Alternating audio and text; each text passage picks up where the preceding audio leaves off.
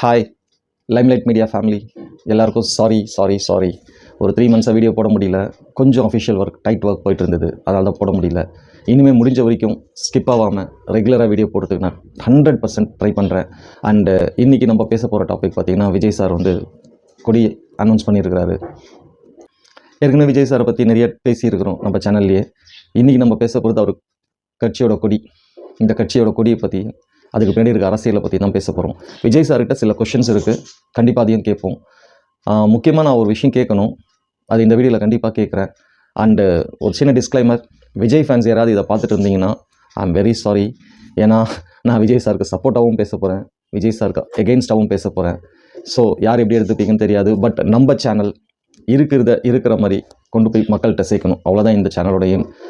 அதனால் கண்டிப்பாக நான் வந்து அது ரஜினி சாராக இருந்தாலும், விஜய் சாராக இருந்தாலும், அஜித் சாராக இருந்தாலும், இல்லை ஸ்டாலின் சாராக இருந்தாலும், யாராக இருந்தாலும் மக்கள்கிட்ட இருக்கிறத கொண்டு போய் சேர்க்கணும். அதுதான் இந்த சேனலோட வேலை. இங்கே நான் welcome to limelight media Tamil. நான் உங்கள் MKR.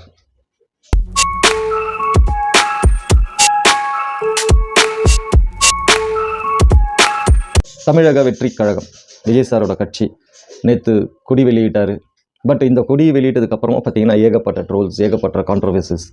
எனக்கு ஒரு விஷயம் புரியல. நான் பொதுமக்கள்கிட்டே கேட்குறேன், யாராவது ஒருத்தர் நல்லது செய்யணும்னு வந்தால் அவங்கள அலோவ் பண்ணுங்களேன். ஏன் அவங்கள ஆரம்பத்திலேயே வந்து கழுத்தை நெரிச்சிடுறீங்க? ஒரு குழந்தை வயிற்றுக்குள்ளே இருக்கும்போதே அதை சாகடிக்கிற மாதிரி ட்ரை பண்ணுறாங்க நிறைய பேர். ஸோ அவருக்கு எங்கே பார்த்தாலும் அவருக்கு ஆப்போசிட்டாக மட்டமாக தரக்குறவாக பேசுகிறது, அவரை பாடி ஷேமிங் பண்ணுறதுலேருந்து, அவரோட ஃபேமிலியை இழுக்கிறதுலேருந்து, அவரோட பர்சனல் லைஃப் வரைக்கும் இதெல்லாம் தேவையா? தேவையில்லையே. ஒருத்தர் மேலே உங்களுக்கு ஏதாவது கருத்து வேறுபாடு இருந்தால் அந்த கருத்தோட மட்டும் பேசுங்க, அந்த கருத்தோட மட்டும் மோதுங்க. தேவையில்லாமல் அவங்க ஃபேமிலியை எடுக்கிறது. ஏன் விஜய் சாரோட கட்சி வெளியீட்டு விழாக்கு கொடி வெளியீட்டு விழாவுக்கு அவங்க ஒய்ஃப் வரல, அவங்க பசங்க வரல, அவங்க அம்மாவை அவர் மதிக்கலை. ஒரு வீடியோ ஒன்று பார்த்தேன், அது என்ன சுச்சுவேஷன், அங்கே என்ன நடந்ததுன்னு தெரியாது. விஜய் சார் கிராஸ் பண்ணி போகிறார், அவங்க அம்மா இப்படி பிடிக்கிறாங்க, உடனே அதை மீறி போகிறாரு. பார்த்தீங்களா, விஜய் சார் வந்து தாயை மதிக்காத விஜய் சார் அப்படின்னு ட்ரோல் பண்ணிகிட்டு இருக்காங்க.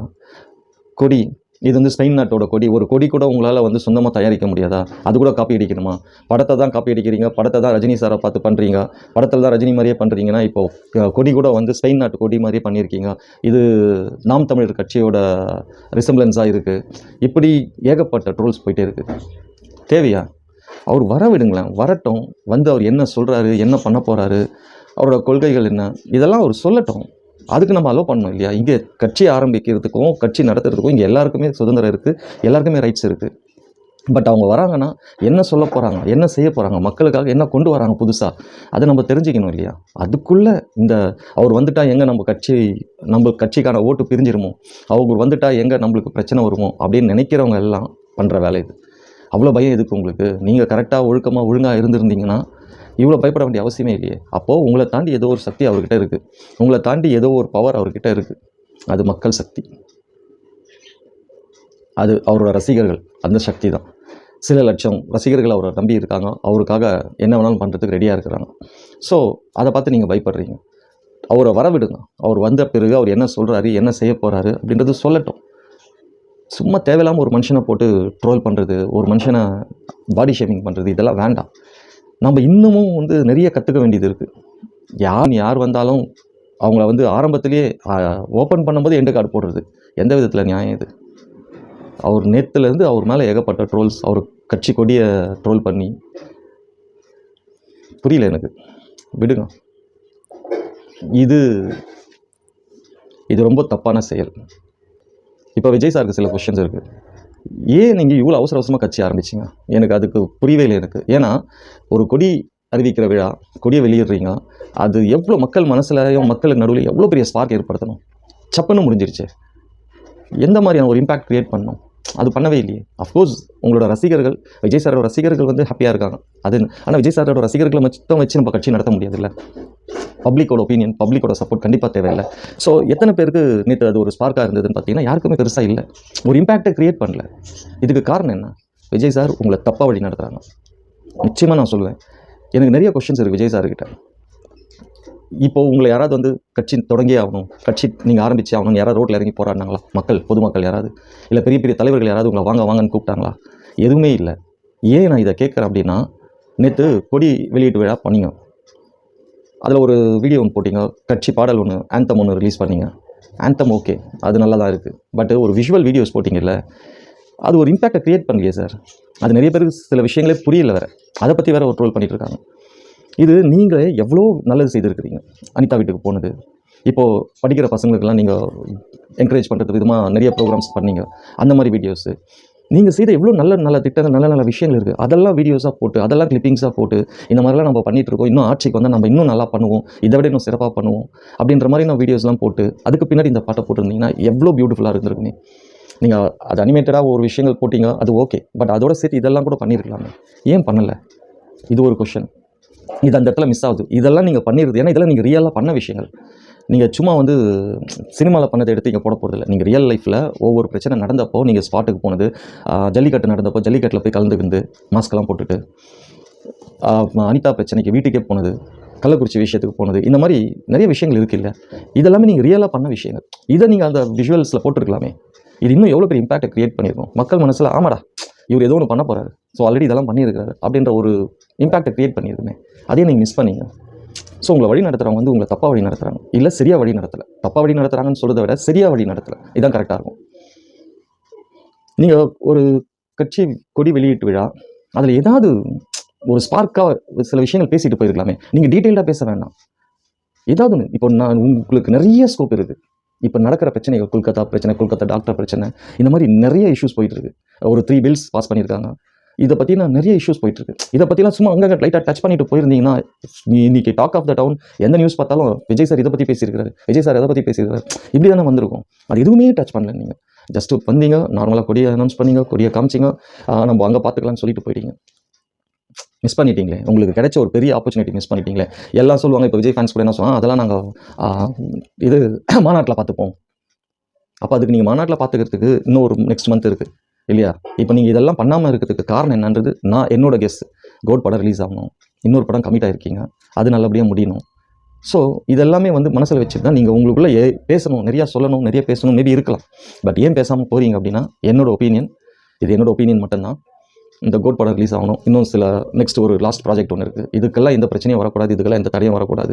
அதனால் நம்ம இப்போதைக்கு யாரையும் பகச்சிக்கக்கூடாது, யாரையும் வந்து விரோதம் பண்ணிக்கக்கூடாதுன்றதால நீங்கள் வந்து மௌனமாக போகிறீங்க. அதனால் ரொம்ப தப்பு. ஏன்னா நீங்கள் என்றைக்கு கட்சி கொடி அறிவிச்சிங்களோ, என்றைக்கு நீங்கள் கட்சி பேர் அறிவிச்சிங்களோ, என்றைக்கு நான் கட்சிக்கு வரேன்னு சொல்லிட்டீங்களோ, அன்றைக்கே நீங்கள் ஒரு கட்சி தலைவராக மாறிட்டீங்க. அப்போ இதெல்லாம் நீங்கள், நான் ஸ்டார்டிங்கே கேட்டேன்ல, உங்களை யாராவது ரோட்டில் இறங்கி போராடினாங்களா வர சொல்லி, இதெல்லாம் இந்த கமிட்மெண்ட்ஸ் எல்லாம் முடிச்சுட்டு அதுக்கப்புறமா நீங்கள் வந்துருக்கலாமே, பிரச்சனையே இல்லையே. அப்போ இந்த மாதிரி கொஸ்டின்ஸ் யாருக்கும் வராது. நீங்களும் போல்டாக இறங்கி அடிக்கலாமே. ஏன் அது பண்ணல சார்? உங்களுக்கு யாருக்குமே கிடைக்காத ஒரு சான்ஸ் உங்களுக்கு கிடைச்சிருக்கு. எந்த ஹீரோஸ்க்குமே கிடைக்காத ஒரு சான்ஸ் உங்களுக்கு கிடைச்சிருக்கு. நீங்கள் ஸ்க்ரீனில் மட்டும்தான் ரியல் ஹீரோவாக இருப்பீங்களா? நீங்கள் ஸ்க்ரீனில் மட்டும்தான் ரியல் ஹீரோவாக இருப்பீங்களா? ரியல் ஹீரோவாக இருக்கிறதுக்கு நிறைய சான்ஸ் இப்போ கிடைச்சிருக்கு சார். ஏன் சார் நீங்கள் டம்மியாக போகிறீங்க? நிறைய சான்ஸ் இருக்குது. இப்போது நேற்று கட்சி கொடி வெளியிட்டப்போ ஏதாவது ஒரு விஷயம், சும்மா எதை பற்றியாவது ஒரு 4-5 விஷயத்தை பற்றி சும்மா அப்படியே லைட்டாக தொட்டுட்டு போயிருக்கலாமே. இன்றைக்கி பெரிய பேசு பொருளாக மாறி இருக்குமே. ஏன் மிஸ் பண்ணீங்க அந்த மாதிரி ஒரு ஆப்பர்ச்சுனிட்டியை? மக்கள் உங்களை ரியல் ஹீரோவாக பார்க்கணும்னு நினைக்கிறாங்க, ஆனால் நீங்கள் இன்னும் ரியல் ஹீரோவாக தான் இருக்கிறீங்க. அப்போ நீங்கள் ரியல் ஹீரோவாக இருக்கிறவர் இதை கமிட்மெண்ட்ஸ்லாம் முடிச்சுட்டு இதெல்லாம் முடிஞ்ச பிறகு நீங்கள் வந்திருக்கலாமே, பொறுமையாக வந்து கட்சி ஸ்டார்ட் பண்ணியிருக்கலாமே. மிஸ் பண்ணிட்டீங்க சார்.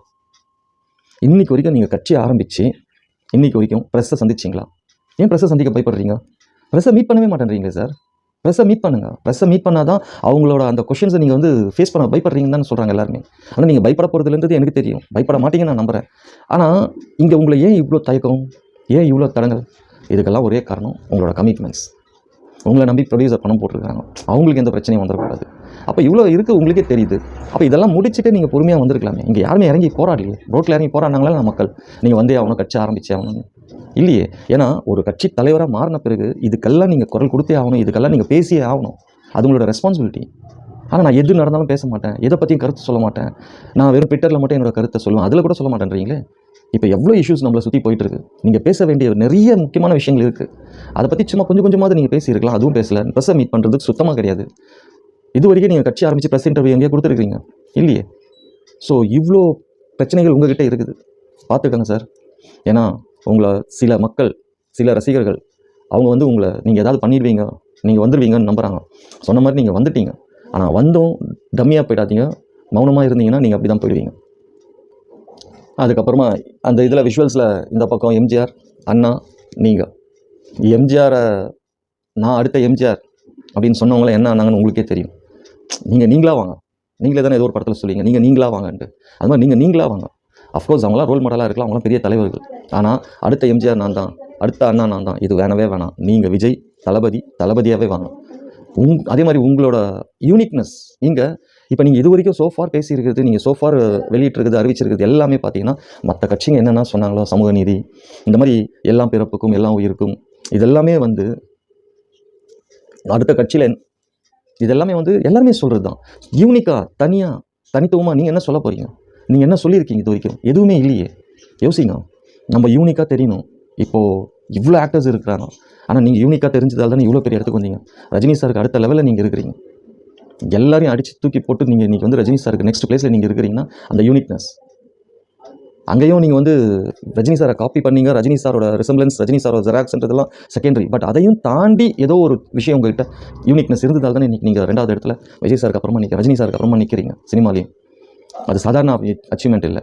ரஜினி சாரை தொடவே முடியல யாராலையும் பல வருஷமாக. இன்றைக்கி அட்லீஸ்ட் ரஜினி சாருக்கு நெக்ஸ்ட் அப்படின்ற ஸ்டேஜில் அந்த பொசிஷனில் நீங்கள் இருக்கிறீங்கன்னா அந்த ஒரு யூனிக்னஸ் தான். அந்த யூனிக்னஸ் இங்கேயும் வேணும். இல்லை ஏதாவது சொல்லுங்கள், புதுசாக ஏதாவது செய்யுங்க. நீங்கள் இதெல்லாம் செய்கிறதுக்கும் சொல்கிறதுக்கும், இப்போ நீங்கள் சொன்னதெல்லாம் செய்கிறதுக்கும் சொல்கிறதுக்கும் இங்கே நிறைய பேர் இருக்காங்க. நீங்கள் என்ன செய்ய போகிறீங்க? புதுசாக என்ன செய்ய போகிறீங்க?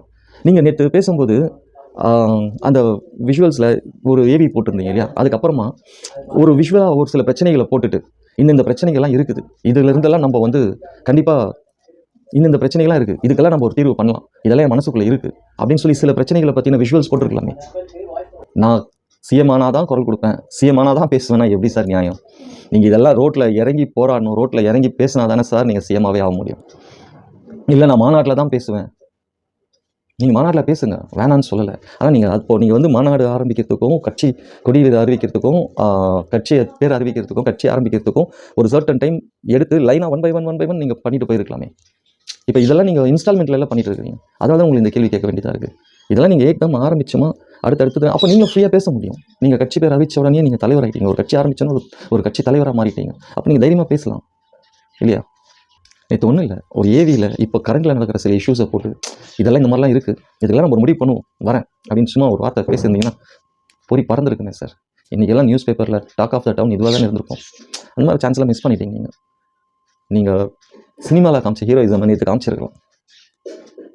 ஹீரோயிசம் கிடையாது, அந்த மாதிரியான சில விஷயங்கள் நீங்கள் பண்ணும்போது மக்கள் உங்களை ஹீரோவாகவே எடுத்துப்பாங்க, ரியல் ஹீரோவாக எடுத்துப்பாங்க. ரியல் ஹீரோவாக இருந்தோ ரியல் ஹீரோவாக மாறி இருப்பீங்க. ஆனால் இது நீங்கள் செய்ய தான் போகிறீங்க. ஆனால் நான் மேடையில் கட்சி மாநாட்டில் செய்கிறதா இருக்கிறீங்க.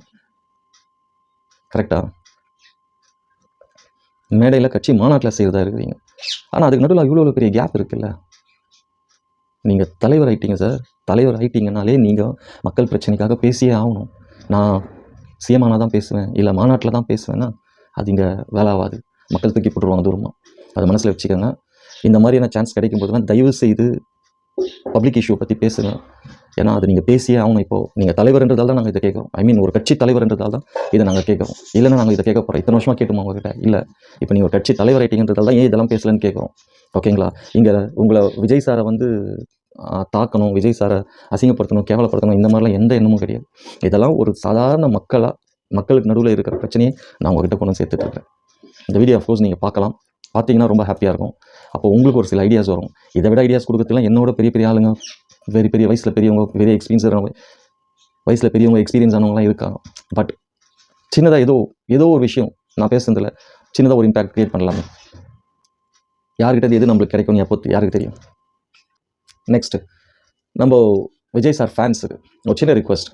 இப்போது விஜய் சாருக்கு மாநாடு நடத்த இடம் கொடுக்க மாட்டேன்றாங்க. அவருக்கு நிறைய பிரச்சனைகளும் குறைச்சலும் கொடுத்துட்டே தான் இருக்கிறாங்க. அவரை ஃப்ரீயாக மூவ் பண்ண விடலன்றது எல்லாருக்கும் தெரியும். இப்போது இவரை ட்ரோல் பண்ணுறவங்களுக்கு, இவரை திட்டுறவங்கள, இவரை பேசுகிறவங்கள நீங்கள் கண்டிப்பாக பேச தான் போகிறீங்க. அவங்கள நீங்களும் பதில் ட்ரோல் பண்ண போகிறீங்க. ஆனால் ஒரு சின்ன ரிக்வெஸ்ட், கண்ணியமாகவும் வார்த்தையில் ரொம்ப ஒரு மரியாதையையும் வச்சு நீங்கள் பேசுங்க. ஏன்னா அது ரொம்ப முக்கியம். இது வரைக்கும் அவர் வந்து ஒரு நடிகராக இருந்தார், இப்போது தலைவராக, ஒரு கட்சிக்கு தலைவராக மாறி இருக்கிறாரு. ஓகேவா? உன் ஃப்ரெண்டை பற்றி உன்னை பற்றி தெரிஞ்சுக்கிறேன்னு சொல்லுவாங்க காமனாக இல்லையா? அந்த மாதிரி இப்போ உங்களை வச்சு தான் உங்கள் தலைவரை இட போடுவாங்க. நீங்கள் எப்படி நாகரிகமாக நடந்துக்கிறீங்களோ, நீங்கள் எப்படி ஒரு பப்ளிக்கில் ரெஸ்பெக்டாக உங்கள் வேர்ட்ஸை யூஸ் பண்ணுறீங்களோ, அதை வச்சு தான் உங்கள் தலைவருக்கான, விஜய் சாருக்கான மரியாதை ஏறுறதும் இறங்குறதும் உங்கள் கையில் தான் இருக்குது. நான் எங்கள் தலைவர் எப்படி பேசிட்டாங்க, அதனால் நான் உங்களை எப்படி பேசணும்னு இறங்கி அடிச்சிங்கன்னா, இறங்கி அடிக்கிறதுல தப்பில்லை. அதில் அந்த வார்த்தையிலையும் அந்த பேச்சிலையும் அந்த மரியாதை இருக்கணும். அதே சமயத்தில் அவங்க யாரையுமே பர்சனலாக அட்டாக் பண்ணாதீங்க, பர்சனல் லைஃப் அட்டாக் பண்ணாதீங்க. பர்சனல் லைஃப் இப்போ உங்களை சீண்டிகிட்டே இருப்பாங்க, எங்கேயாவது ஏதாவது கிடைக்குமா, இவங்கள நம்ம உசுப்பேற்றலாமா, இவங்கள ரியாக்ட் பண்ண வைக்கலாமான்னு. அப்போ நீங்கள் ரொம்ப கேர்ஃபுல்லாக இருக்கணும். மீடியாக்கிட்டேயும் சரி, வெளியவும் சரி, ரொம்ப கேர்ஃபுல்லாக இருந்து உங்களோட வார்த்தைகளை ரொம்ப பார்த்து யூஸ் பண்ணணும். உங்களோட பேச்சில் ரொம்ப ரொம்ப தெளிவு இருக்கணும். அதை பார்த்துக்கோங்க. ஏன்னா நீங்கள் என்ன பண்ணுறீங்களோ அதை வச்சு தான் விஜய் சாரை எடை போடுவாங்க மக்கள். பார்த்துக்கோங்க. ஏன்னா இது வரைக்கும் நீங்கள் ட்விட்டர்லையோ, ஃபேஸ்புக்லேயோ, இன்ஸ்டாகிராம்லேயோ இறங்கி அடிச்சிங்க, தப்பாக அசிங்கமாக அந்த மாதிரி எல்லா ரசிகர்களும் பண்ணல, சில ரசிகர்கள் பண்ணாங்க. அது இப்போ விஜய் சார் ரசிகர்கள் ஒட்டுமொத்தமாக தானே சொல்லுவாங்க. அதே மாதிரி இப்போது விஜய் சாரோட தொண்டர்கள்னுவாங்க. ரசிகர்களாக இருந்த நீங்கள் தொண்டர்களாக மாறிட்டீங்க. நடிகராக இருந்த ஒரு கட்சிக்கு தலைவராக மாறி இருக்கிறாரு. ஸோ உங்களுக்கு நிறைய ரெஸ்பான்சிபிலிட்டிஸ் இருக்குது. கொஞ்சம் பார்த்துக்கோங்க. இது ஒரு பிரதராக, அண்ணனாவோ தம்பியாவோ ஒரு சின்ன ரிக்வஸ்ட். ஏன்னா நம்ம இந்த மாதிரி இடத்துல தான் லூஸ் ஆகும். நம்ம டெம்பரை லூஸ் பண்ணவே கூடாது. நம்மளை ரொம்ப டெம்பர் பண்ணுவாங்க, ஒசுப்பேற்றுவாங்க. அந்த இடத்துல நம்ம யூஸ் பண்ணுற வார்த்தைகள், நம்ம பேசுகிற பேச்சு, இதெல்லாம் ரொம்ப காமனாகவும் நார்மலாகவும் அதில் ஒரு சில மரியாதை கலந்து இருக்கணும். அதை பார்த்துக்கோங்க. ஏன்னா நீங்கள் எங்கேயாவது மிஸ் பண்ணிங்கன்னா அது பேக் ஃபயர் ஆகுது விஜய் சாருக்கு தான். அவ்வளோதான். இதெல்லாம் ஏதோ பேசணும்னு நினச்சேன், பேசிட்டேன். இதை விஜய் சார் சுற்றி இவ்வளோ கேள்விகள் இருக்குது. இதுக்கெல்லாம் அவர் எப்படி ரெஸ்பாண்ட் பண்ண போகிறாரு? இந்த மாதிரி உங்களை சுற்றி மக்கள் இப்படியெல்லாம் நிறைய கேள்விகள் வச்சுருக்காங்க. இதுக்கெல்லாம் நீங்கள் எவ்வளோ சீக்கிரம் முடியுமோ இதுக்கெல்லாம் ஆன்சர் பண்ணணும், இதுக்கெல்லாம் நீங்கள் ரெஸ்பாண்ட் பண்ணணுன்றது தான் எங்களோட ஆசை. வாங்க சார், நல்லது செய்யணும்னு நினைக்கிறீங்க, வாங்க, தாராளமாக வாங்க. ஆனால் யூனிக்காக வாங்க. எல்லாரும் செய்கிறது, எல்லாரும் சொல்கிறதே நான் சொல்லி வரேன்னா இங்கே எடுப்பட மாட்டீங்க. இன்னொரு முக்கியமான விஷயமும் சொல்கிறேன், எழுதி வச்சுக்கோங்க. 26 உங்கள் டார்கெட்டாக இருக்கலாம். ஆனால் 26ல் நிச்சயமாக உங்களால் ஆட்சி பிடிக்கிறது $1 million கொஸ்டின். நீங்கள் பிடிக்கவே மாட்டீங்க அப்படின்லாம் நான் சொல்லலை. ஆனால் 26ல் பண்ண மாட்டேங்க. ஸோ குறைஞ்சது ஒரு 2-3 எலெக்ஷனாவது நீங்கள் தாக்கு பிடிச்சா தான் நீங்கள் சிஎம் ஆக முடியுன்றது என்னோட பர்சனல் ஒப்பீனியன். ஆனால் அது வரைக்கும் நீங்கள் தாக்கு பிடிக்கணும். 26லலாம் சான்ஸே கிடையாது. அதனால விஜய் சார் ஃபேன்ஸ் யாரும் டிசப்பாயிண்ட் ஆகிடாதீங்க. ஏன்னா எம்ஜிஆர் சாருக்கு நடந்ததுன்னா அது வேறு, அந்த காலகட்டம் வேறு, அன்றைக்கி இருந்த மக்களோட மைண்ட் செட் வேறு, அன்றைக்கி இவ்வளோ சோஷியல் மீடியாஸ் கிடையாது. ஸோ அந்த சுச்சுவேஷனே டிஃப்ரெண்ட். ஆனால் இன்றைக்கி அப்படி கிடையாது. ஓகேங்களா? இன்றைக்கி ஹெவி காம்படிஷன். இன்றைக்கி ஒருத்தருக்கு சலைச்சவங்களே இல்லை. அதனால் 26ல் ஒரு ரீசனபிளாக டீசெண்டான ஓட்டு எடுக்கலாமே தவிர, பர்சன்டேஜ் கிடைக்குமே தவிர, ஆனால் டெஃபினட்டாக ஆட்சி பிடிப்போம்னு நினச்சிங்கன்னா டிசப்பாயிண்ட் ஆகிடுவீங்க. இது விஜய் சார் ஃபேன்ஸ்க்கு சொல்கிறேன். அதனால் ஸோ விஜய் சார் ஃபேன்ஸோட மைண்டில் எப்படி இருக்கணும்னா, நம்ம தலைவர் சிஎம் ஆகிடுவார், நம்ம ஆட்சியை பிடிச்சிருவோன்றது இல்லாமல், இப்போது நம்ம யாருன்னு நம்ம ப்ரூவ் பண்ணுறதுக்கு ஒரு சான்ஸ் கிடச்சிருக்கு, அதை ப்ரூவ் பண்ணுவோம். நம்மளுக்குன்னு ஒரு பிளேஸ், இந்த அரசியல் சதுரங்கத்தில் நம்மளுக்குன்னு ஒரு பிளேஸை பிடிப்போம், அதுக்கப்புறமா ஆட்சியை பிடிப்போம் அப்படின்ற மைண்ட் செட்டில் இருந்தீங்கன்னா நிச்சயமாக நீங்களாம் கூட 2-3 எலெக்ஷன் வரைக்கும் கூட இருப்பீங்க. ஆனால் அந்த மைண்ட் செட்டில் இல்லைன்னா நீங்கள் டிசப்பாயிண்ட் ஆனீங்கன்னா அவரை விட்டு நிறைய பேர் வெளியே போக வேண்டியதாக இருக்கும். ஸோ இவ்வளோ காம்ப்ளிகேஷன்ஸ் இருக்குது. இதை நீங்கள் ரசிகர்கள் நீங்கள் எப்படி ஹேண்டில் பண்ண போகிறீங்க? உங்களை வச்சுட்டு விஜய் சார் என்ன பண்ண போகிறாருன்றது ஒரு $1 million question. But all the best Vijay sir. இந்த வீடியோ உங்களுக்கு பிடிச்சிருந்தால் லைக் பண்ணுங்கள், ஷேர் பண்ணுங்கள், சப்ஸ்கிரைப் பண்ணுங்கள். என்னால் கண்டினியூவாக வீடியோ போடாததுக்கு very sorry again to my subscribers, limelight media family எல்லாருக்கும் ரொம்ப ரொம்ப சாரி. இனிமேல் மேக்ஸிமம் முடிஞ்ச வரைக்கும் கன்சிஸ்டன்சியை மெயின்டைன் பண்ண ட்ரை பண்ணுறேன். கொஞ்சம் எக்ஸ்கியூஸ் பண்ணிக்கோங்க. இனிமேல் மேக்ஸிமம் ட்ரை பண்ணுறேன். பை.